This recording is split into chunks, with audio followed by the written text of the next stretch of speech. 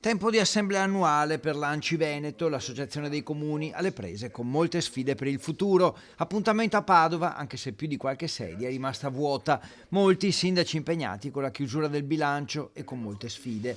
L'impatto della manovra finanziaria del governo sui comuni, il sostegno alle piccole realtà, quelle sotto i 5.000 abitanti, che poi sono la maggioranza, la digitalizzazione, l'intelligenza artificiale, la sicurezza, i rimborsi dei danni da maltempo, una comunità molto unita, quella dei primi cittadini. Il Veneto è una delle regioni dove i sindaci danno proprio la prova, a prescindere dal colore politico, di fare squadra, e lo vediamo perché il nostro presidente comunque Mario Conte, a prescindere anche dal governo, battaglia sempre per portare le istanze venete, e questo fa parte anche comunque della nostra storia. In Veneto sono 560 i sindaci con i conti in ordine, che non spendono più del dovuto ma che faticano anche a mantenere servizi e assistenza. L'Anci, che è una sorta di sindacato, si batte per questo. Il presidente Conte lo fa senza guardare al colore politico di governo, regione o singoli comuni. Stiamo tutti quanti elaborando il bilancio di previsione 26, 27 e 28 e dobbiamo fare i conti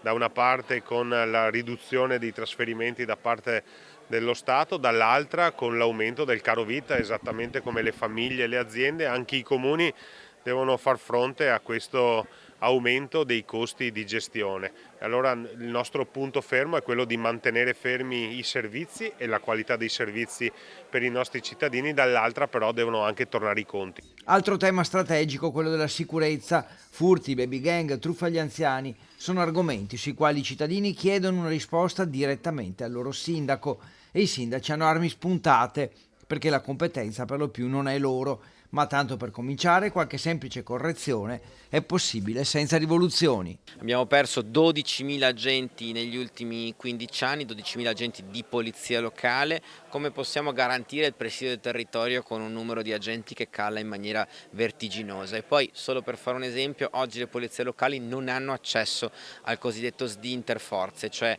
alla banca dati che hanno le forze dell'ordine, quindi quando fermano qualcuno non sanno chi hanno davanti. Ecco, questa sarebbe una riforma che non ha bisogno di quattrini, non ha bisogno di risorse, ha solo bisogno di organizzazione.